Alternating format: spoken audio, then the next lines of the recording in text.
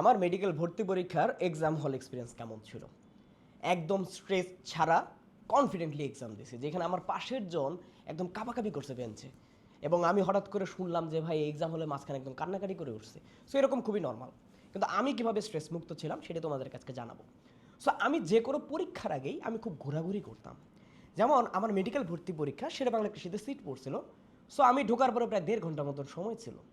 আমি 1 ঘন্টা জাস্ট পুরো ক্যাম্পাস ঘুরছি। আমার কয়েকজন এক্সামিনার বলছে যে তুমি কি পরীক্ষা দিতে আসছো? জি। তা তুমি এরকম ঘোরাঘুরি করতেছো কেন? আমি বলছি জাস্ট আমি স্ট্রেস ফ্রি হচ্ছে আর কি।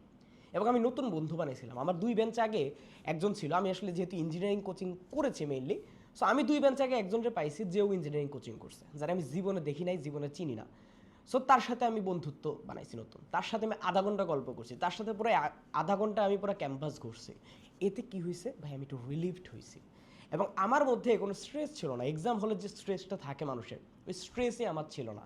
যখন আমি কোশ্চেন পাইছি, কোশ্চেন পাওয়ার পরে আমি বৃত্ত ভরাটগুলো অনেক ঠান্ডা মাথায় করছি। আমার কাছে মনে হয়েছে যে ভাই আমার রোল নাম্বার এইটা ঠিক রাখাটা আমার জন্য বেশি গুরুত্বপূর্ণ, সেট নাম্বার এটা ঠিক রাখাটা বেশি গুরুত্বপূর্ণ। কারণ আমি কি ঠিক দেখাচ্ছি না ভুল দেখাচ্ছি, এইটা যদি আমি ভুল দেখাই আমি তো আমার রেজাল্টই পাবো না। যত ভালো পরীক্ষা দিই, যত খারাপ পরীক্ষা দিই, অ্যাটলিস্ট রেজাল্টটা তো দরকার। সো এই কয়েকটা কাজ করার পরে আমি একদম রিলিভড। আমার পাশের জন থেকে কাবাকাবি করতেছে, একজন মেয়ে উঠছিল, তারপরে টিচার তারা উঠাই দিছে, এবং তারপরে দেখতেছে যে মাঝখানে একজন চিল্লাপাল্লা করে উঠছে। সো এটা এক্সাম হলে খুবই নর্মাল। এবং এক্সাম হলে যখন 2-1 জন এরকম কাঁপাকাঁপি চিল্লাচিল্লি করে ওঠে, ভয়ে কান্না করে ওঠে, এটা বাকিদের জন্য একটা স্ট্রেসফুল সিচুয়েশন করে দেয়। এখন আমি কি করতাম যে ভাই আমার কাছে মনে হইতো যে ভাই আমি বিভিন্ন কোচিং সেন্টারে বা আমি নিজে বাসায় যখন পরীক্ষা দিতাম, সেই পরীক্ষা আর মেডিকেল ভর্তি পরীক্ষার মধ্যে কোনো পার্থক্য নেই। সেম 100 মার্ক ওএমআর, আমার ওএমআরটা ফিল আপ করতে হবে, আমার কোশ্চেনটা দেখে দেখে অ্যান্সার করতে হবে। এই জায়গায় আমার মহাজাগতিক কোনো প্রশ্ন আসবে না, এই জায়গায় আমার অদ্ভুত কিছু আসবে না, যে অদ্ভুত কিছু আমি জীবনে দেখি নাই। আর যদি সেটা আসে সেটা সবার জন্যই অদ্ভুত। আমার প্রিপারেশনের উপর আমার কনফিডেন্স ছিল। দ্যাটস ওয়াই আমি ভর্তি পরীক্ষার হলে যাওয়ার পর আমি 1.5 ঘন্টা ঘুরছি, এবং ঘোরাফেরার কারণে কিছু আমার মাথাটা একদম রিফ্রেশ, আমার কোনো চাপ নাই, আমি একদম ঠান্ডা মাথায় পরীক্ষা দিতে পারছি। এবং তুমি যদি ঠান্ডা মাথায় স্ট্রেস না দিয়ে এক্সাম দিতে পারো, কোনো স্ট্রেস নিবা না, নিজের মধ্যে যদি একটা কনফিডেন্স আনতে পারো যে যা হবার হবে দেখা যাবে, তোমার এক্সাম এমনিই ভালো হবে। আমার এক্সাম এই কারণেই ভালো হয়েছিল। এবং জেনে রাখো, যে ছেলেটার সাথে আমি নতুন বন্ধুত্ব করছিলাম, এবং সেই ছেলেটা একদম পুরোপুরি ইঞ্জিনিয়ারিং প্রিপারেশন নিয়েও সে 70 বা সামথিং এরকম নাম্বার পাইছিল, যার এরকম নাম্বার পাওয়ার কথা না, just because say stress free হয়ে এক্সাম দিয়েছে। এবং এই স্ট্রেস ফ্রি হয়ে এক্সাম দেওয়া অনেক বেশি ইম্পর্টেন্ট।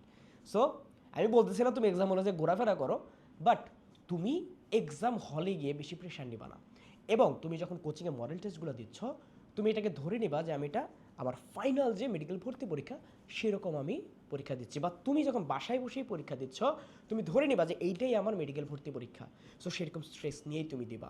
এবং তোমার যদি মনে হয় যে আমি মেডিকেল ভর্তি পরীক্ষায় কাঁপাকাঁপি করবো, তাহলে তুমি যে কোচিং বা বাসায় যখন পরীক্ষা দিচ্ছ তখনও কাঁপাকাঁপি করবা। মানে এইটার সাথে, বা তুমি যে বাসায় বসে পরীক্ষা দিচ্ছ বা কোচিংয়ে বসে পরীক্ষা দিচ্ছ, এইটার সাথে যাতে ফাইনাল পরীক্ষার কোনো পার্থক্য না থাকে। যখনই তুমি ওই জায়গাটা পার্থক্য নিয়ে আসবা, তখন তুমি স্ট্রেসে পড়বা, তখন তোমার কনফিডেন্স ডাউন হয়ে যাবে। সে এই কাজটা করবা না। একদম নিজের মাথাটা ঠান্ডা করে এক্সাম দিবা, এবং এই মাথা ঠান্ডা রাখলেই তোমার পরীক্ষা ভালো হবে। তোমার পরীক্ষা অনেক ভালো হবে, এবং অন্যদের চেয়ে অনেক আগায় থাকবা তুমি, যার যদি তোমার মাথাটা ঠান্ডা থাকে। ঠিক আছে? ওকে, সো এই পর্যন্ত আমার এক্সাম হল এক্সপিরিয়েন্স। আশা করি তোমার এক্সাম হল এক্সপিরিয়েন্সও ভালো হবে। আসসালামু আলাইকুম, আল্লাহ হাফেজ।